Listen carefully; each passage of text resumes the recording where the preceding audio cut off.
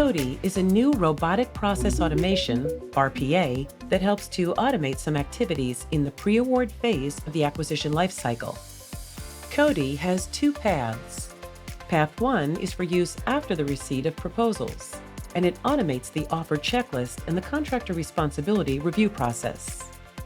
Path 2 automates functions of award preparation, which includes a final vendor report, a draft responsibility memo, and handles Pegasus codes for your potential awardee.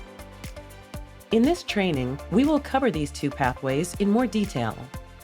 Let's start with Path 1, Contractor Responsibility Report and Offer Checklist. To use this pathway, you must submit a request to the Cody request form located on the OAM Automation Center website. Upon the receipt of proposals, you will navigate to the Cody request form and fill in your region.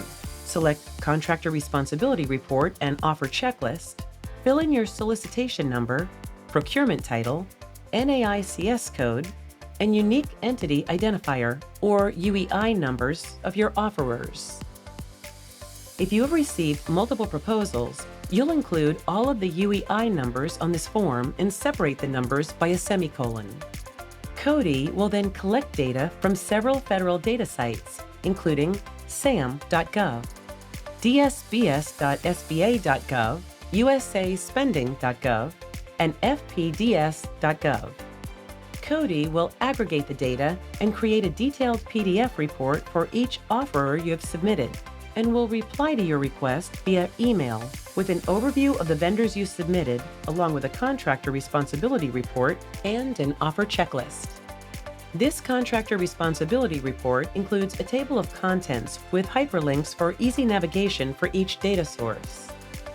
The cover page provides the date when the report was run and contains a summary of key details for the vendor, including their UEI, legal business name, registered address, and suitability subject areas.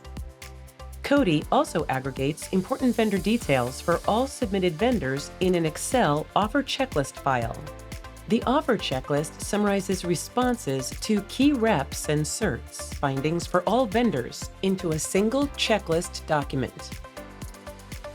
Cody will also include a 3-year award history from FPDS for each vendor as a separate tab on the checklist. This means you'll have a full award history to reference as needed during your evaluations. If Cody detects that any of your UEIs are either invalid or inactive in sam.gov, you will receive a caution message in your email instructing you to verify the accuracy of your submitted UEIs and verify results before taking negative action. You will also receive 2 versions of letters for each inactive vendor or invalid UEI submission for use at your discretion: a time extension letter and an award ineligibility letter, which are options provided under Acquisition Alert AA-2021-03. If your vendor is inactive, you'll receive a contractor responsibility report along with the letters. But if your UEI is invalid, you'll only receive the letters. To maximize Cody's performance and response times, you can submit up to 10 vendors with each form submission. If you receive more than 10 offers, that's okay. You can submit multiple forms for your solicitation with 10 or fewer UEIs per form submission. In the procurement title field of the form submission, you can write something like Office Renovation, Group 1 of 2, and Office Renovation, Group 2 of 2, to help you keep track. Now that you're ready to use Path 1, we'll move to Path 2, Awardee Memorandum and Preparation. This pathway should be used when you have identified your potential awardee. You will again use the Cody request form, but this time you'll select the Awardee Memorandum and Preparation pathway. When you submit this request, Cody will use the report from Path 1 and the information in your form submission to draft and fill in portions of a contractor responsibility memo.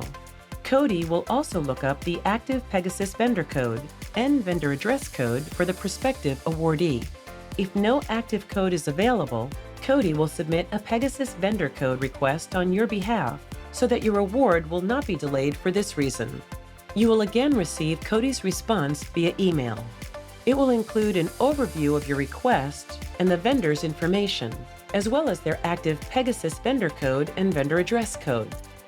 If your vendor does not have an active Pegasus vendor code, you will see a confirmation that Cody's submitted a request on your behalf and get copied on the vendor code activation request to Fort Worth Finance. When this code is activated, Fort Worth Finance will email the information to you separately. Just like the first pathway, if Cody detects that your UEI was invalid or inactive in SAM.gov, you will see a caution message in your email to verify the accuracy of your submission and verify results before taking any negative action. You will also receive 2 versions of letters for use at your discretion: a time extension letter and an award ineligibility letter. You are now ready to use Paths 1 and 2 of Cody, but there's one important disclaimer to keep in mind. Business disclaimer: Cody's Contractor Responsibility Report, Offer Checklist, and Responsibility Memo are aggregations of data. It does not substitute for the contracting officer's duty to assess the results and responsibility of the vendor, take the steps being asserted in the responsibility memo, and finalize the memo.